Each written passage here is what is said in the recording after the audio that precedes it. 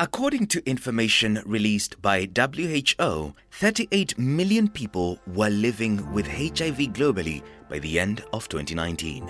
In the same year, 1.7 million people were newly infected. Millions of people in need of HIV treatment, sexual and reproductive health and rights services are unable to access them.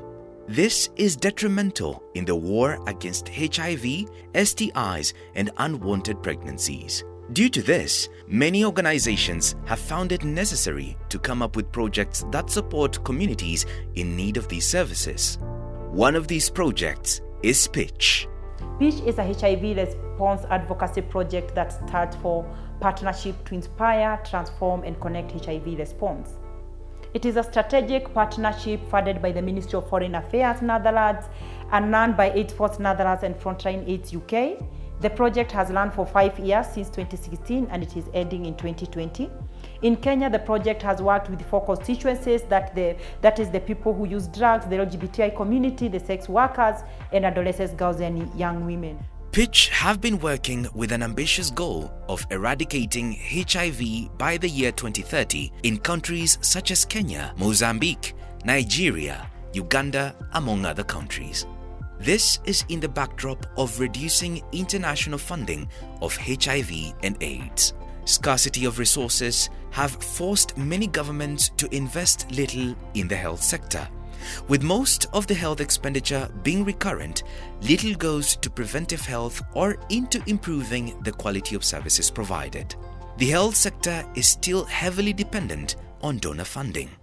Policy gaps, increasing demand of health services, high population growth, stock out of medical commodities, and corruption have worsened the situation. In Kenya, 90% of the work that is done for key populations and adolescent girls and young women is funded by donors.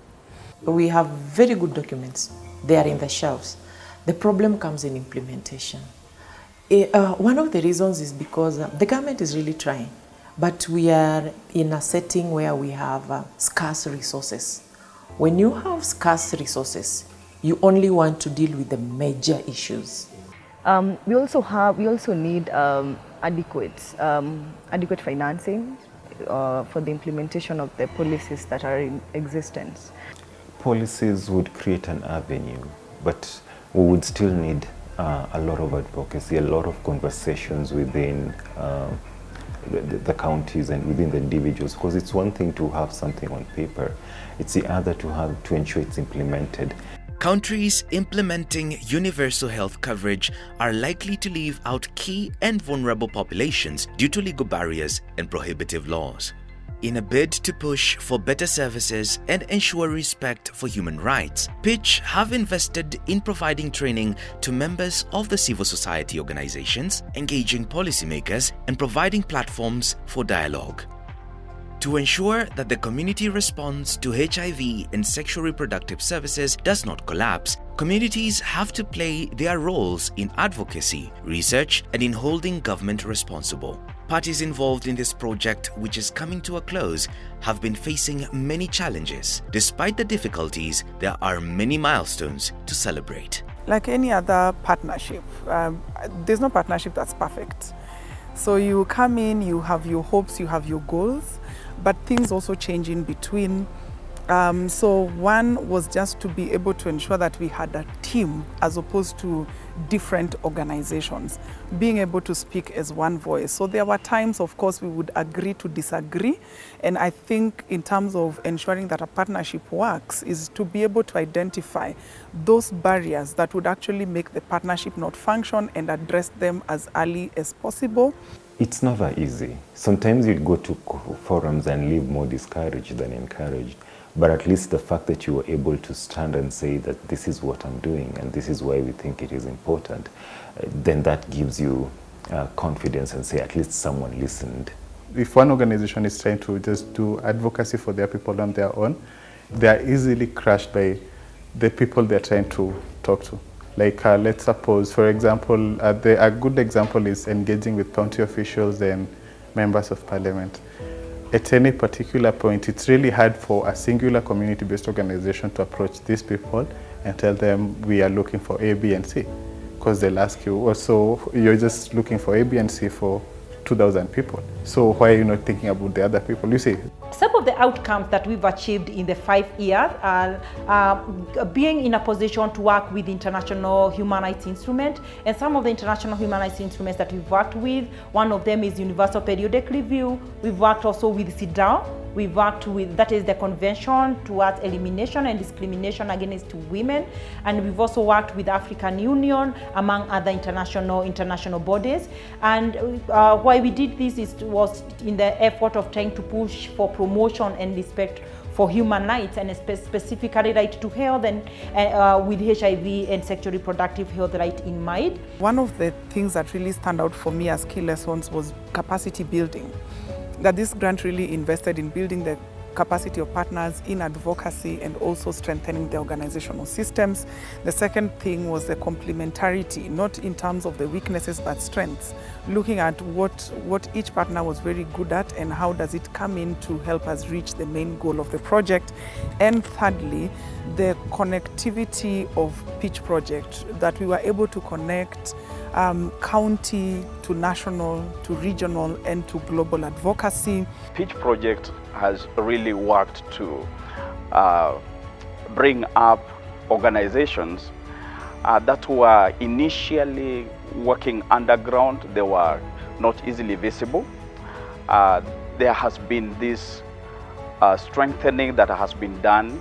Through the Pitch funding, we have worked very closely with the community health workers, which is the community strategy, in terms of identification and referral of especially adolescent girls and young women living with HIV to facilities to be able to be linked to care. And we've also worked with peer educators, champions, who we have trained through the Pitch Fund, and they're very key people when it comes to human rights at community level. Before Pitch, our reach out was very limited because we could only work within our community. We couldn't approach policymakers, we couldn't approach senators or any leaders that we have within our land. But after Pitch came in, they have equipped us with the right know-how on how to approach these key people. Actually, the Pitch program has enabled us to have conversations up until the national level with NASCOP. So these conversations led to the development of the transgender guidelines, and you find that these guidelines then have brought a shift in trans programming. The government is finally recognizing the transgender population as part of the KPs. So Pitch has played a critical role in realizing most of our strides on advocacy. And just to mention a few, we've actually strengthened our engagement with key stakeholders. Just to mention a few of the key stakeholders that we've been engaging are religious leaders. We engaged the CHMT, that is County Health Management Team. Pitch has given us more visibility, and with the PWID caucus, we have been able to petition the government on punitive laws. Since Pitch came on board for the last 5 years, we've been able to see a lot of enhanced advocacy, especially in human rights activities. They've trained a lot of our police, they've trained the peer educators, they've also trained the paralegal officers. So last year we had a campaign for DTG. It was led by organizations for adolescent girls and young women.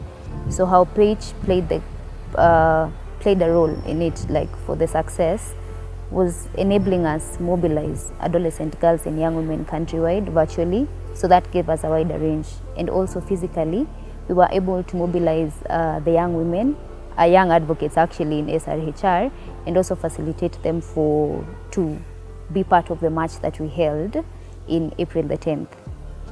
So from the march, we were able to submit a petition. From the petition, we got commitments from the government. And luckily enough, we have had talks with the government in and out, and now the ban for access to DTG was lifted, and now women can actually access treatment without worry.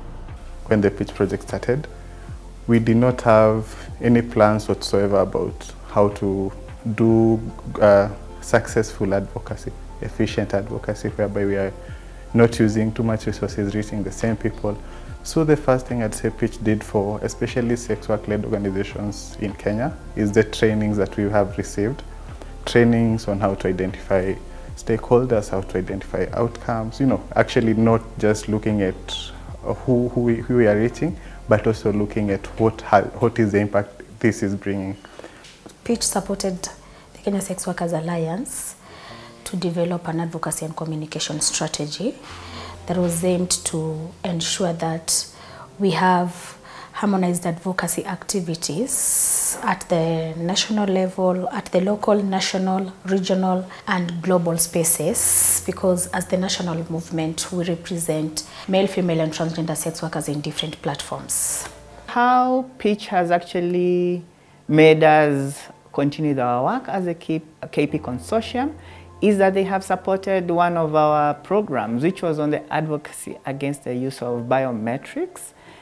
By that time, this was in the year 2016-2017, whereby there was to be a research that was being done, headed by NASCOP. But then the key populations found out that there will be the use of biometrics, and the use of biometrics is using of markers, especially like fingerprints.